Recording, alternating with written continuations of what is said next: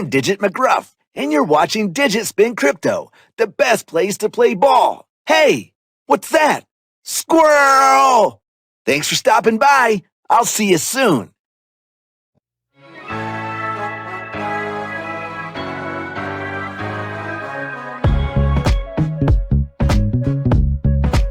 can't tell you. Hello, Dino. He's a tech-savvy guy, gonna show you the way.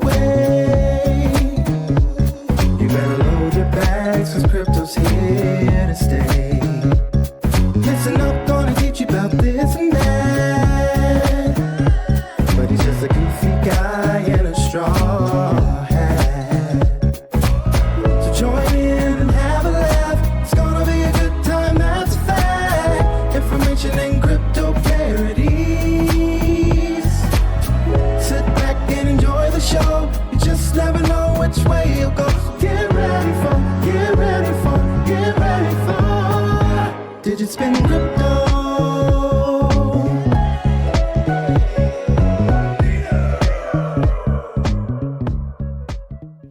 Hey, it's Dino, Digitspin Crypto, and I got a fantastic guest today. Jesse's here with us today from Splinterlands. Now, if any of you have played Splinterlands, you know exactly what I'm talking about. But if you haven't, this is a game you're going to want to check out. You'll want to get out onto the internet. You're going to want to connect because it's a blockchain-based game. So you can have ownership. You can have that NFT of the particular cards, and you can buy packs.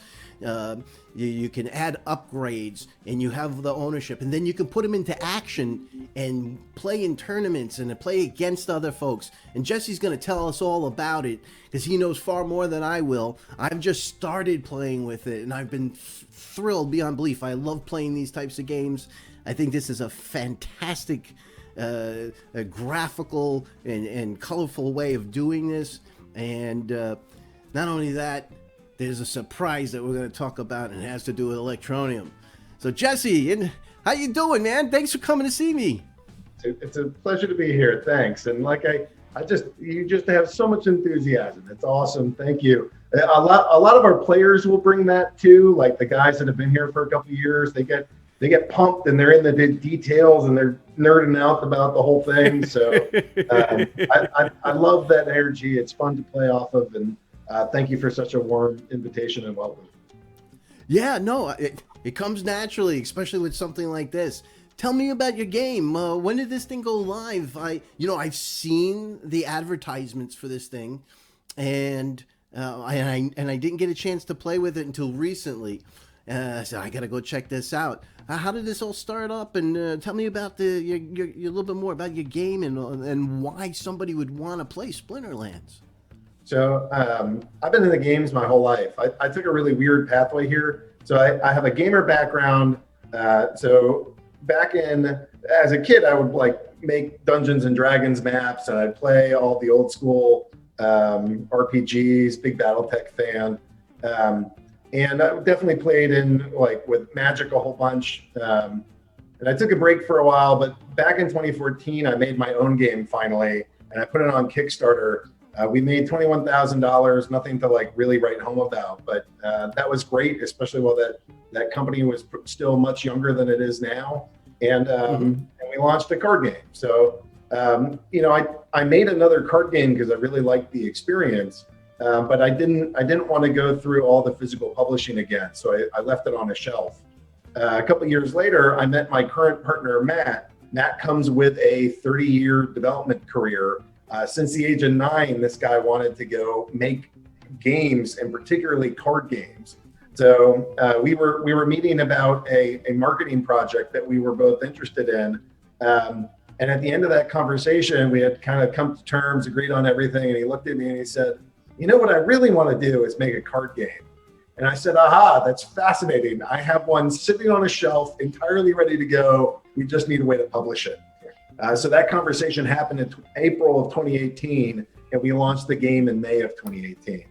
So we made quick work. The whole thing didn't even function. It was just you could buy packs and open them up and get your cards, and real simple interface. Nothing like we have now. But back in the day, that's how we started, and it's been a couple years now that we just keep working on this thing with our primary intent of both Matt and I just love cryptocurrency, and we love what we think that this tool can bring to humanity as a whole. So we really want more people to be in this space to experience the peace, the abundance, and the liberty that cryptocurrency is really the single most powerful tool to bring into our world. And we think that gaming is really the most tangible way to bring people into that. I'm sure that there will be more money brought in through high finance, but Sure. to get like your average person here, it's not going to happen through finance. Like speculating on coins is not going to bring the masses. But we really think that gaming can. So don't get me wrong, I love my game. This thing is a lot of fun. It's addictive. It's great. I really like all the economic aspects of the game. But to me, the whole thing is really a Trojan horse. You're going to come, you're going to experience this great fun game, and you're going to come for the game, but you're going to stay for the life-changing crypto experience. I believe you're right. I believe you're right. Yeah, a lot of the folks will get involved with gaming and not realize what they're using and realize a blockchain is behind it, powering the system, and they're going to want to learn more about that, be able to apply it. I think also gamers are frustrated with a lot of the online stuff. They'll buy a skin or what have you. I'm an old guy, I got my gray hair, I'm hitting 60, and but I've lived through a lot of this stuff, and you see them, and those vendors and those game companies, they like to keep reselling that same skin over and over and over. They don't want a secondhand market because then they can't sell it. Somebody else can sell it to them. And I think this is going to change to be able to have an ownership and have pride, because they have a lot of pride when they play these games. It's a value to them. These guys don't have a clue because they don't understand when you have ownership, just how much more likely you are to actually buy something. So they're worried about like the little bits of peanuts. They're like, oh, I can't let them own it. That's going to be problems. But once you own it, your ability to then sell it later means that it's so much easier for you to be willing to put money into something because you can get that money back out later. So like right now, those skins are entirely a entertainment expense. You're like, okay, I play League of Legends, right? So I like DJ Sona. I got skins for Sona, and I like to go blast people. Great. If I ever quit that game, I won't ever be able to sell those. So when I'm buying skins, I'm very well aware of the fact that whatever I'm spending is entertainment money gone forever. Whereas with these kind of blockchain tokens, that's not the case at all. Every single one of these is some scarce collectible resource. And I realize that if I buy it now and there's a secondary market for these things, that I'm going to be able to sell it later and my cash is not locked in forever. And this is part of the reason why we see our players being willing to spend thousands of dollars here. And it's not because they say, oh, well, it's not for entertainment, right? The game is entertaining. It's very fun. It's a fun, cool game. Takes like 3 minutes to play. You're picking monsters and summoners, and it's a real strategic game.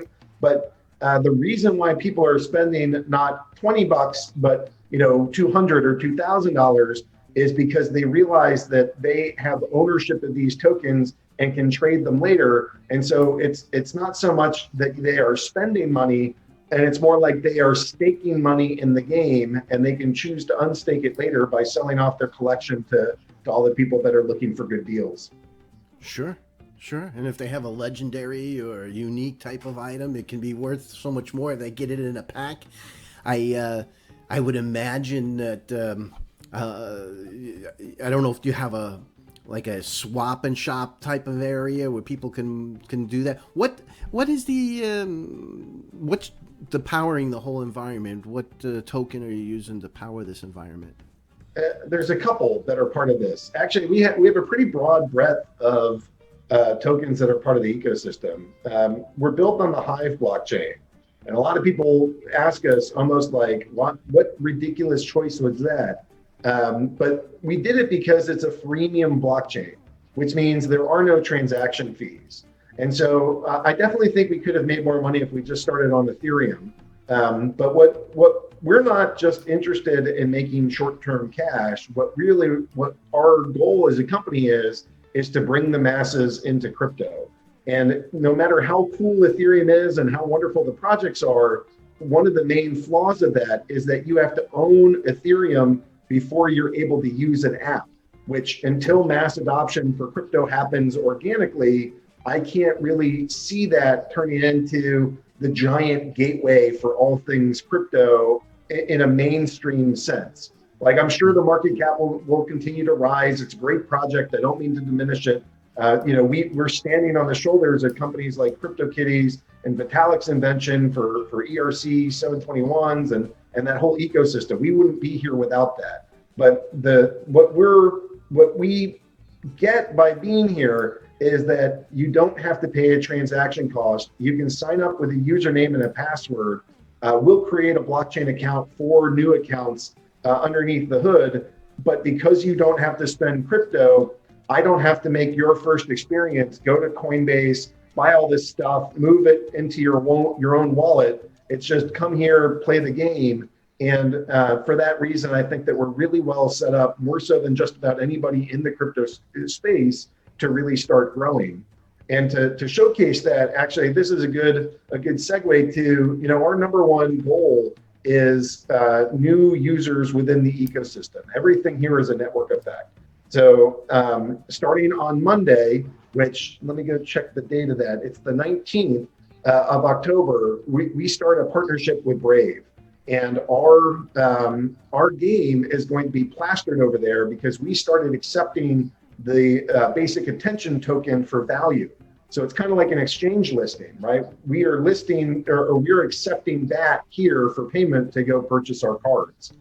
So it's a big deal for that, because it just means that there's a lot more utility for the token. Because not only do you get to use it with this cool Brave experience, but now you also get to use it with the Splinterlands game and for this other type of entertainment. And while that's happening, we actually just accepted the Electroneum token. And so now it's a great project. It's really expanding. It's been around for a couple of years now. 125,000 different wallet addresses contributed to their ICO back in 2017. There's a lot of people that are part of that ecosystem, and we're excited to go start accepting that token for value. So if you happen to be part of the Electroneum community, you can look at that Brave announcement and realize that a lot of that stuff suddenly applies to you as well. That here's a way that you can come, here's a game, nothing wrong with stacking Electroneum, but if you're looking for some kind of entertainment or looking for different tokens to earn or some way to diversify, then here's Splinterlands, and we're ready to go give you a fun game where you can play anytime, trade anytime, and earn every time you win. That's fantastic. Congratulations being able to add those two new tokens. Basic attention token, everybody knows about that, and the browser that it has, and be able to control your data, the ads that come through using the Brave browser. It's a widely accepted and sought after coin. And Electroneum is, they've got a huge amount of users also. Well over 4 million registered users on their system, and plenty of folks that get involved with Electroneum. Electroneum has been used just about everywhere, and is also helping the unbanked, whether they be in South Asia, United States, Africa, wherever, to be able to keep value directly in their phones. Especially even Electroneum has their own cell phone, which is kind of cool, to keep it all on there. So those two are really great choices. Congratulations to you. That's exciting to hear. So they'll be able to. Let me add one thing about that, is that Splinterlands, if I had Pokemon is blowing up right now, right? I mean, there's videos of people spending hundreds of thousands of dollars there. If I had a beautiful card that was worth a ton of money, I wouldn't lend it to you to play or to rent or do anything with, because I would be too nervous that it would be broken, ripped, or you just go off and steal it and I'd have no recourse. But in our game, we have it so that you can lend and rent cards to other players. And so while you're talking about that sort of third world economy that Electroneum has really been able to enter into, what we can do is we can have kind of the first worlders who have lots of money but may not have lots of time become more or less digital landlords of their summoners and monsters, and they can rent these cards out to players in the third world. And what that often looks like is that somebody will make a whole deck that's playable, but then they don't have time to play it. So they go and they find, in our case, it's often been Venezuelans. They found a bunch of Venezuelans that will go and play the game. And these Venezuelans have been able to earn more playing Splinterlands in a month than they would have received as a doctor in the country as their monthly salary. And so in my eyes, we are this Electroneum community. You know, we want to be able to have that option to earn and that access to different kinds of capital bases. And I know that it's kind of weird to think of this digital property and digital monsters and digital summoners, but this is a way, because of the way that we've structured the game, we've given out $150,000 in tournament prizes. You win dark energy crystals, which is an in-game cryptocurrency every single match in like your ranked battles. There's season rewards and daily quests. I mean, we give away thousands and thousands of dollars worth of cards and prizes. And so players, especially from the third world, that can come and enjoy our game and earn money here, they can actually earn like a living in their country by playing our game. And they can do it by lending and using cards over the internet. Whereas, you know, I wouldn't trust my neighbor, let alone somebody from some other country, to go play my physical cards. But here on the blockchain, it's just simple commands, and it's really easy to set up, and away people go. And we actually have quite a bit of that in a healthy rental market, and so we think that's really novel. There's a couple things in our ecosystem that we're doing that we think are truly transitory aspects of our game, and the rental aspect is one of them that I like to showcase. That it's fantastic what you're saying, because people can, you know, if they happen to get a couple of great cards, they can put them up for a lease or rental, like you said, and earn some extra money playing the games. I'm going down. I have your website open at the same time that's going to show on the screen, and you know, I see obviously you can play anytime, trade anytime, and earn every win. So they can they earn those dark energy crystals if they win that particular round. Yep. Okay. So I would imagine, do they have the ability to sell those dark energy? Oh yeah. There's a couple different exchanges. They're on Tron Trade through Tron. They're on Steam Engine, which is a Steam-based trading platform. They're on Hive Engine, which is a Hive-based trading platform. But the most well-known one is Uniswap.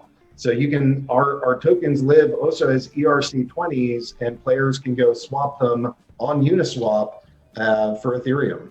So, you know, we keep looking for these kind of like, you know, decentralized exchanges that we can operate with.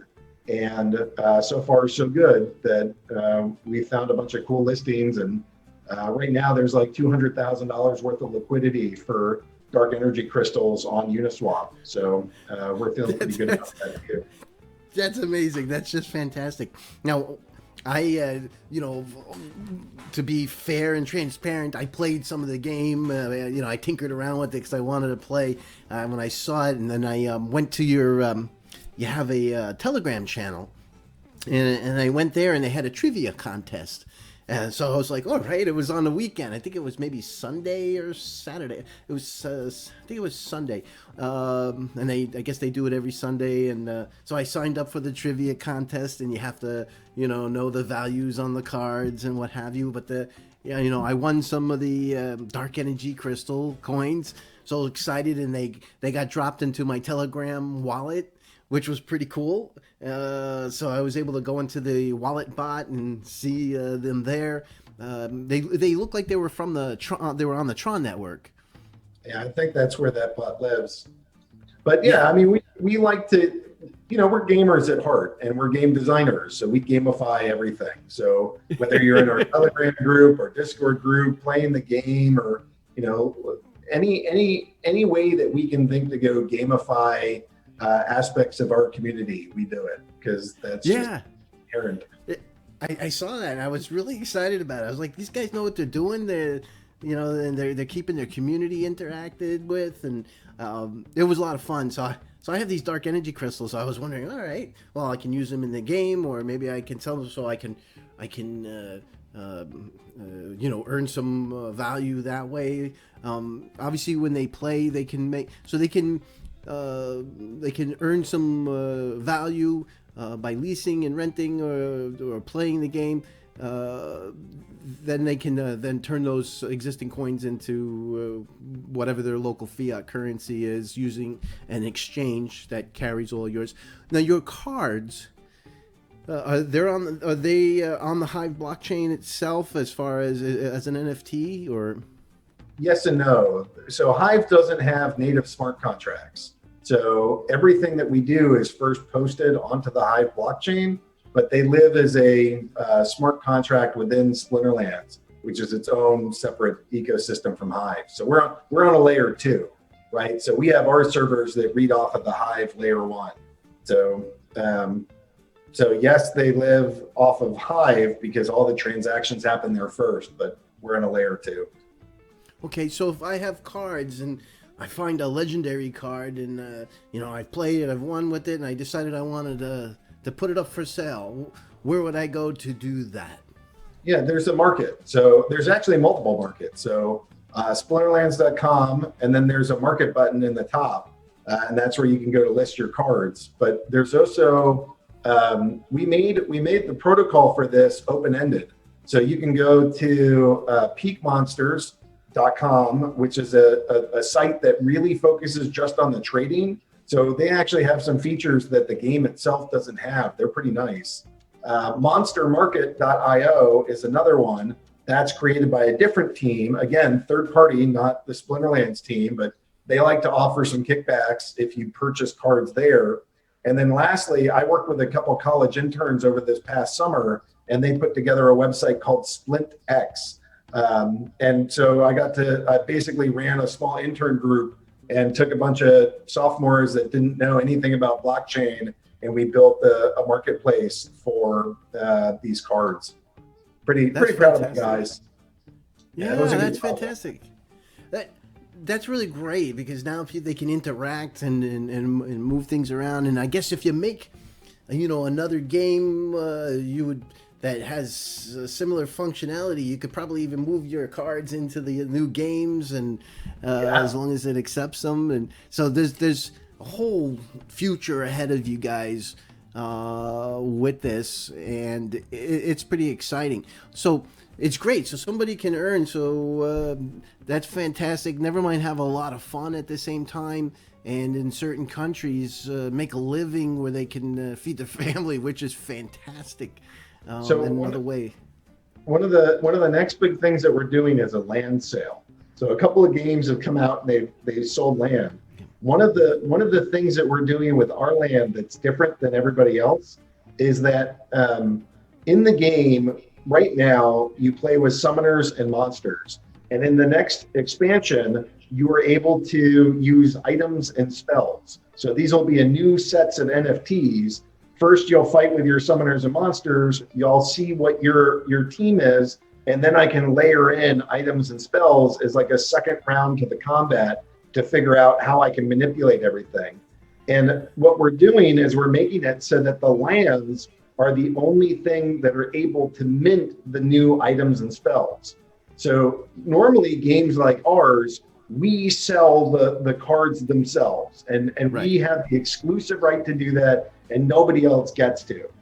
Never when I was playing Hearthstone, never when I was playing Magic, did they ever say, hey, would you like to mint these cards instead? We're kind of tired of doing it. Like, they never said that to me. But here in blockchain, we're actually handing over the right to mint this new set of cards to our players. And that's crazy. By like any traditional gaming standard, what we're doing is just nuts.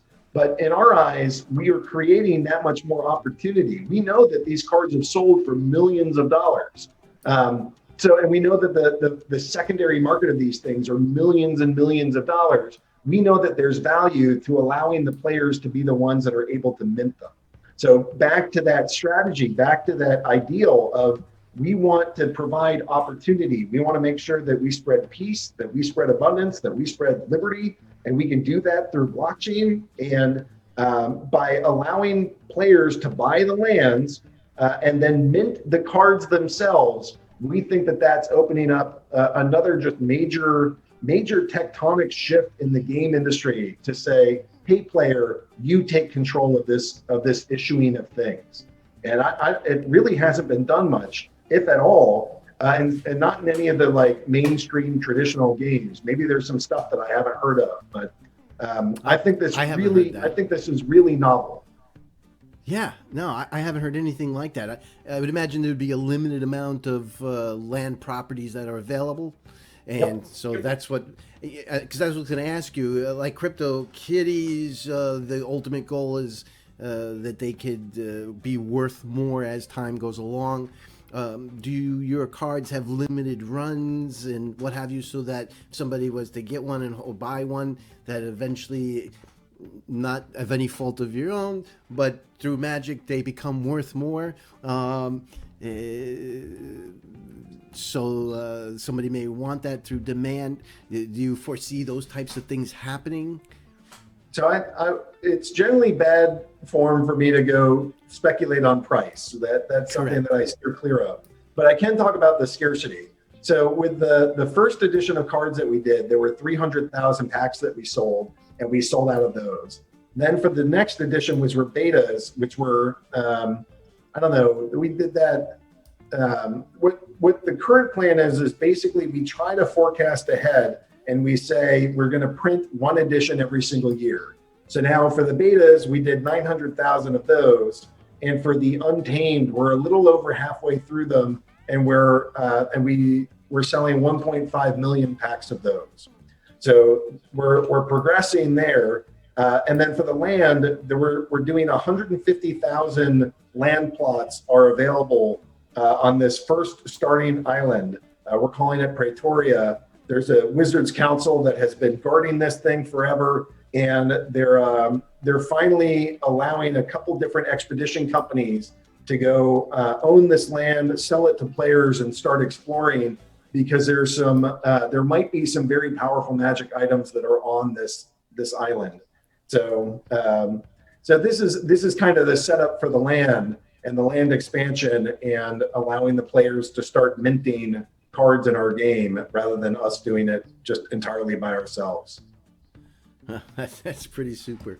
And now, so what I click on your up at the top here, and I look at the shop, and it comes up and it tells me, hey, there's welcome to Splinterlands. There's the Enchanted Woods, and then they have a Summoner Spellbook for $10.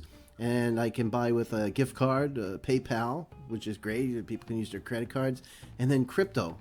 So when I click on that, it would have me log in. Of course, when I've logged in, it gives me the list of a lot of the different currencies that you take. So if I have my Electroneum, I would be able to pay for that $10 with my Electroneum and receive that product, no cash required. I can use my value in crypto directly. So, and obviously, I would imagine there are card packs here that I can buy also at some point. Yeah, after you've got, we have a Summoner Spellbook that's a little bit of the gateway, just to make sure that we're not giving away free accounts. We give away things that actually have a real value, so we're pretty protective of that value. So you can get an account and you can start playing for free, but you can't start earning, and we don't allow you to just start buying card packs until you've purchased that Summoner Spellbook. So I saw that. I saw that. I assumed that was my initiation fee to get in, so that I could put my packs into my spells into the book. Yeah, if somebody gives you cards or something, you can get it before that. But again, this is crypto, and so if we just allow everybody to just sign up with a free account and start earning, we'll get 8 trillion bots overnight. So we put in, I don't think $10 is a huge barrier to entry, but it's enough just to discourage bot armies from just senselessly trying to farm. So that's very wise. So that's what we've done. It's not meant to be punitive, but here we're always trying to balance between the two key aspects of our game, which is kind of proof of stake and proof of skill. So here Right. you need, like, the players that earn the most money are the ones that have a high quality deck. They know these cards inside and out, and they play frequently. And those are the guys that are earning hundreds, if not thousands of dollars. And then you kind of scale back from that, from players who, it's funny, we have people that own $30,000 worth of cards but can't earn a dime themselves because they don't really know the rules to play that much. And we have, in our Discord, you can't throw a rock without hitting I played Magic Pro Tour for 3 years kind of guy. And those guys, they might be the world's most brilliant card player, but if they don't bother buying some card packs, they can only get so high. And it's that combination of proof of skill and proof of stake that I think goes a long way to making it like a really competitive atmosphere where old school, where people are willing to put in money because you can't just earn all of it for free. It's too hard to do that. And you can't just be immedately, you can't like skip buying any cards because you want to progress. So there's this, there's some equilibrium that has to be maintained between the skill, the time, and and sort of the quality of deck that you own. And this is that balance that we've come up with.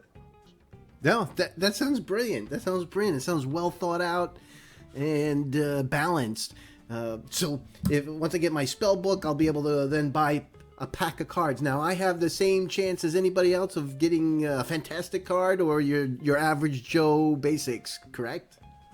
Yeah, it's all once you open up a pack, there's a little link that you can click underneath it that shows you what the contents of your pack should have been based off of randomization and set values that are input into the random number generator. So, these cards can be worth hundreds, if not thousands of dollars. So it's reasonable for players to want to know, how do I know that Agrod and Matt, who run this game, aren't just printing very expensive things for themselves? So that's why we have verification tools that you can click. You can see what data is used to feed the cards. And then you can see, okay, these are the cards I should have received. So I like playing my game too. It's fun. So I buy cards. I like being part of this economy. But it's trustless. I don't get like some special bonus for being CEO. I have the exact same damn RNG. I'm screaming at the computer when I don't get my gold foil legendaries, just like the rest of the players. I'm sitting there cursing, and what's really fun is the first game that I made all the way back in 2014 was not family friendly. So I made a pledge to myself that Splinterlands would be. What came of Splinterlands would be a family friendly game. And so I have kids, and it's a real joy for me to go open packs with the kids, because if you get a legendary, it makes a big sound, the card starts bouncing around, and my kid's screaming, "Oh, we got a legendary!" It's just awesome. And when I was doing this as a kid, my dad just didn't care. Like he could care less about this kind of stuff. He would support it. He'd let me buy a couple packs here and there, but he never had that joy of like opening up a card and I got this scarce thing, and I can use it in this situation. I'm so excited. He didn't care about that. So for me to be able to go share this with my kids and be excited about it and see that excitement in them, it's like this generational thing that it's just really fun for me and rewarding for me to experience. That's fantastic. I'm glad that you went that direction, because it is an experience, and it is an excitement. Like, yeah, I got that gold foil card. Yeah, that's what we're looking for, that darn thing. Yeah, you got it. That's the spirit. That's it right there. And when these things are worth hundreds of dollars, like you well, that makes it even better. Yeah. A little history. I've been collecting non-sports cards since the early 70s, and I started with wacky packages. And I don't know if you know of them, but I still have my collection of wacky packages. And I've over the years I've collected original art from the artists, and so I got some pictures on the wall of some of the cards, the original concept art signed, and it's fantastic. So I have boxes and boxes of non-sports cards of these types of things. And you think about that joy, right? Like how you experience that, and the fun, the ownership, the collection. On the flip side, my mom had her basement get flooded, and my comic collection and my cards got just totally destroyed. And so, assuming you don't lose your keys for your blockchain account, there's not wear and tear like that on these things. My gold foils are as good as long as I keep my keys out of fishers, or phishing scams. I saw that it showed me Justin, and I could download my key, my private key. Yep. Yeah, so I can keep that one. And we have tools. So MetaMask exists. Most people know MetaMask. You can sign in with MetaMask. You can sign in with Wombat, which is like an EOS wallet. And we actually authored a program called Hive Keychain, which is a MetaMask clone for Hive. So we really like, one of the barriers to getting new players into this is becoming familiar with keys. So the game will manage them for you up until, typically what happens is that you're playing, you're buying a little bit here, you're buying a little bit there. A couple months go by and you're like, holy crap, I got $2,000 worth of cards in here. And I don't even own my own keys. What am I doing? And then at that point, they're like, okay, I have to get into key management. So then they'll go and they'll get their keys. They then start managing themselves. They turn off our ability to access their account. And that's typically the progress. You don't learn perfect key management until you start having something on the line. So, we'll manage the keys for players as long as they want, but it's usually at like the $1,000 to $2,000 range where, and it's not like they just spent that. They've earned these cards. They played in tournaments. They bought some stuff, but they keep growing their account. And then one day they're looking at it and they're like, wow, I don't know how I got here, but that's a bunch of money right now. I see you have packs, potions, dice, and skins. Yep. So when you have a character that comes up in the battles, you can put on that particular skin for that character? Yeah, the skins are just cosmetic. Dice are a specialty pack that you can only purchase in dark energy crystals. And when you do purchase them, we burn the dark energy crystals. So, we're always worried about how much dark energy crystals are we inflating? How many are we taking out of circulation? So having dice, when we built dice, there are literally more dice available for purchase than there are dark energy crystals in circulation. So it's literally physically impossible right now to buy all the dice. And that's how we think, because we know how scarcity economies work, and you have to make sure that there's not enough for everyone. And it's not meant to just be mean or cruel to players, but that's where the value of a lot of these things come from, is that there's just not enough for everybody. And to get there, we do things like making sure that there's a bigger sink in play than there are even tokens in existence. Right? Yep. That guarantees everybody can't get as many as they want. No, that makes sense, and that like you said, it gives opportunity for scarcity, and the public can then determine, amongst themselves what they think that the value of those things are, and that's fantastic. That's pretty spectacular. So going back to this Electroneum, I'm pretty excited about that part also.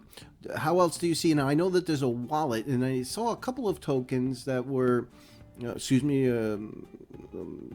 coins, or they could have been tokens, that were part of the wallet system. So what exactly does the wallet do? I mean, obviously I have the ability to buy with Electroneum. I would assume that if I cash out, I can cash out an Electroneum. I don't know if that's possible right now. Typically, you got to go bring it to an exchange. So, there's, like I said, there's 3 or 4 different Tron Trade, Steam Engine, Hive Engine, and Uniswap. So I don't have one that's built for Electroneum yet, but this integration's like 4 days old, so it's not. Yeah, we're not gonna have every bell and whistle just yet. But the general goal is allow people to spend their currency here, and even if you don't necessarily get to cash out in that currency, one of the things that we do tend to strive for is the ability to disperse payment in these different currencies. So like there's a tournament page. There's not much on it right now. We just had a hard fork and we were clearing out the tournaments in advance of the hard fork. But generally we do 2,500 or more of tournaments every single week. And so when we do those tournaments, we allow for different tokens or different cryptos to be the prize pool. So it's on the radar to go figure out how do we integrate Electroneum into that. And because that way, we really want all these partnerships to be reciprocal. We want to get users from Electroneum, and we want to make sure that Electroneum is getting users and experience and exposure from us. And so what we do is we require wallet addresses be put into those tournaments so that when we give out payout, we can use their address. It can all be automated, but we also force people to start owning and using that wallet. And so this is a way that we kind of go back and forth with our partner companies of getting users from them and delivering users to them.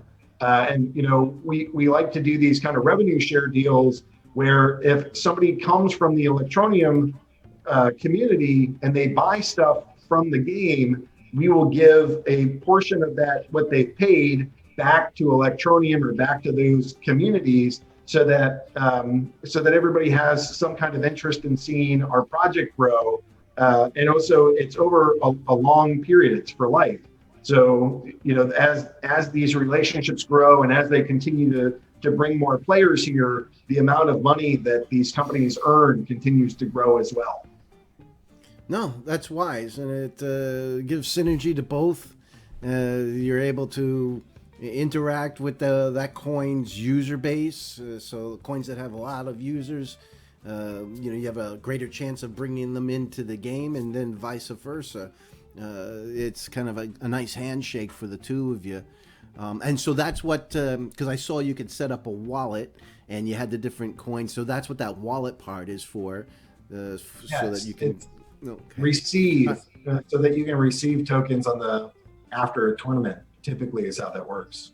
Okay. Although it doesn't have to be just that. I mean, if it could be normal, like fungible tokens, these could also be non-fungible tokens. Once we get a wallet address, you can do things where a game on a different blockchain. Right now, we support Ethereum and ERC20s and ERC. I think we can do ERC 721s as well. But if you have a game or a project or an NFT or some art or something, and you want exposure to our audience, you could go host a tournament and give away fungible tokens, non-fungible tokens, even physical gifts. If you don't mind a little bit of manual work there, you can go host these tournaments and get exposure to our audience, and it's a marketing tool. You're spending some money here, and we just pass all that money on to our players. So I think we take $2.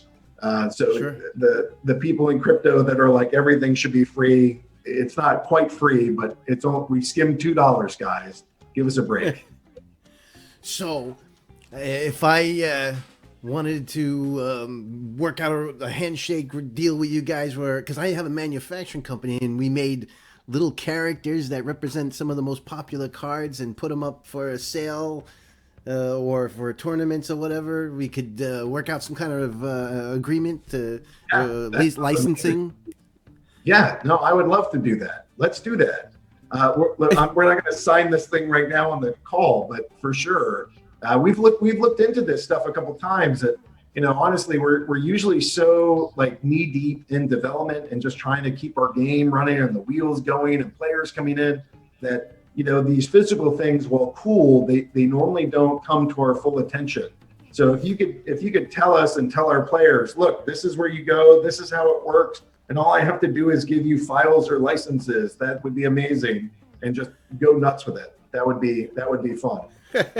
Yeah, something we'll talk about. That would be pretty fantastic. I'd love to be able to manufacture little 12-inch models or even full 6-foot scale of some of these legendary pieces and make them available to folks. So we'll talk about it. Put some outside So my door. Welcome to my house. Here's a couple dragons recording it. there you go. Yeah, it happens. I've made a lot of different video game stuff, so it's kind of fun. I mean, that's the first thing that comes to my mind. It's like, oh, I'd love to make some of these characters. So this is pretty good. I'm looking in the store, so I can see some of the cards. Some of them going for 47 cents, 38 cents, and a few of them for $5 and what have you. So there's gold foils. The gold foils will go into the thousands.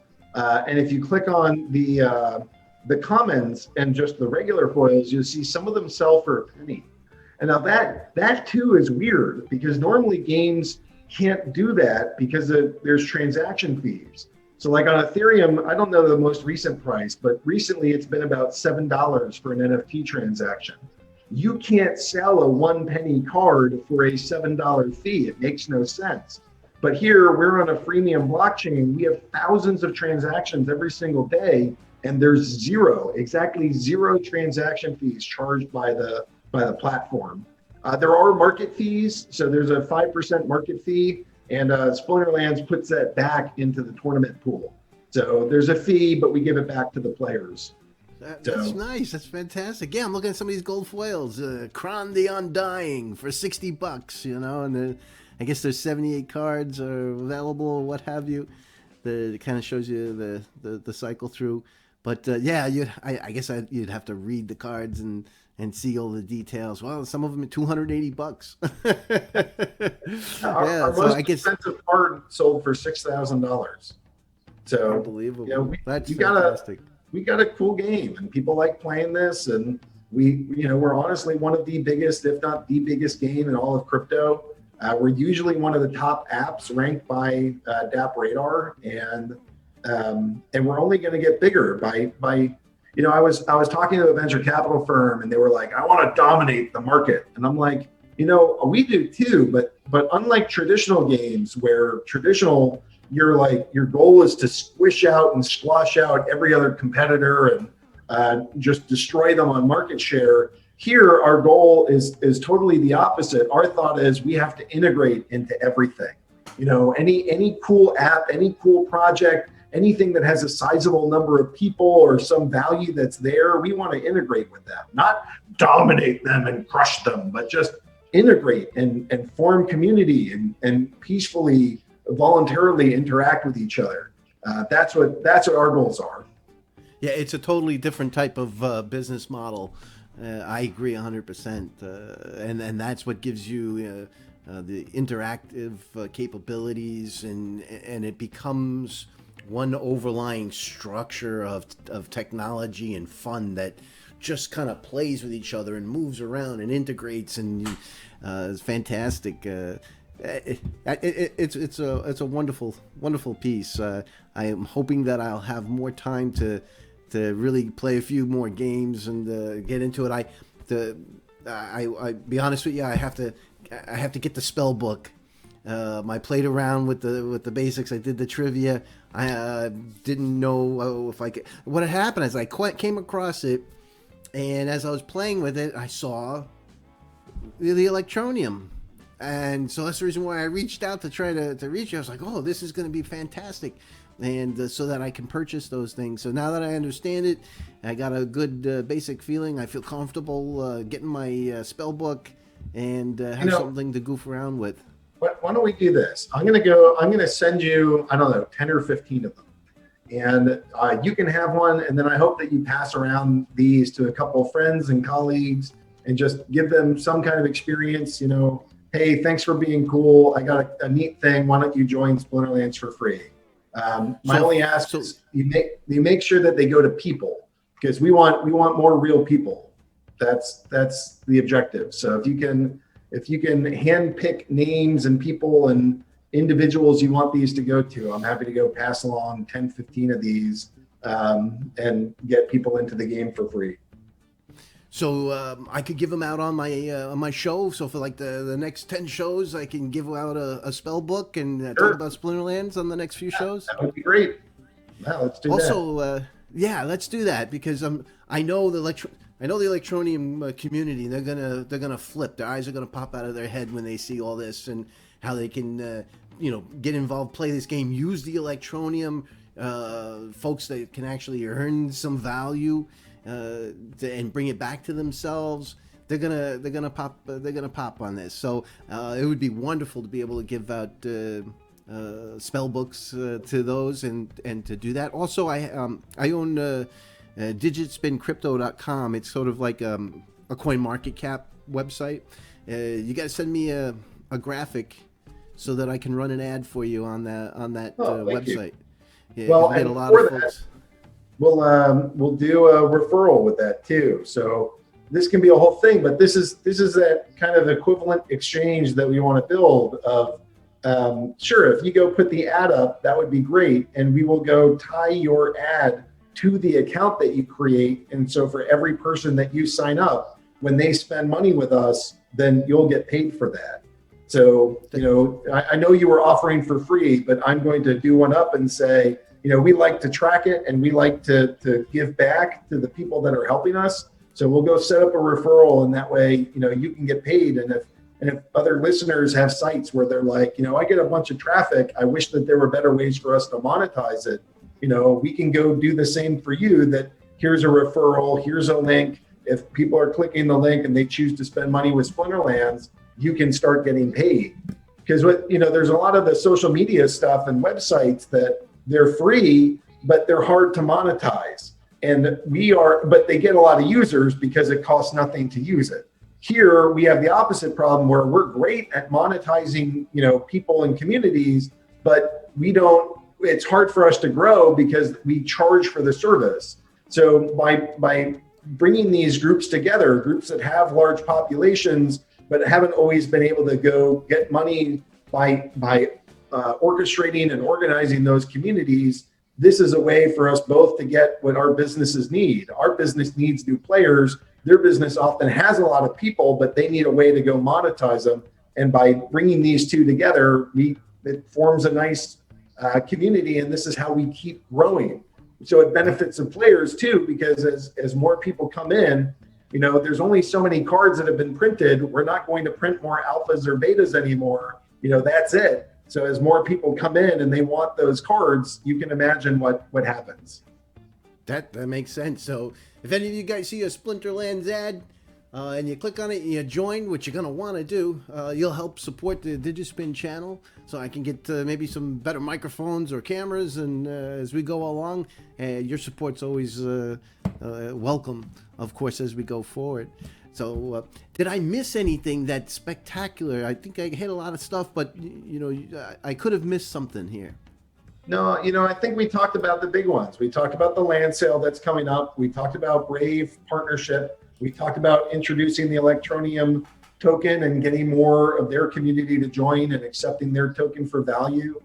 We talked about sort of the methodology of the game and just, it's a lot of fun. I mean, ultimately, we have a great community. You can join us in discord.splinterlands.com or t.me/splinterlandshq if you're a Telegram fan.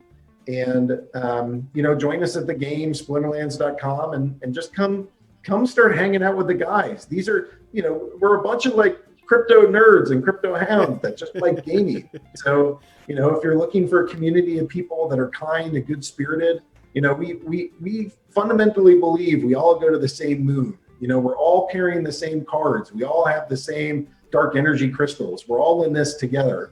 And so, we have this really passionate community.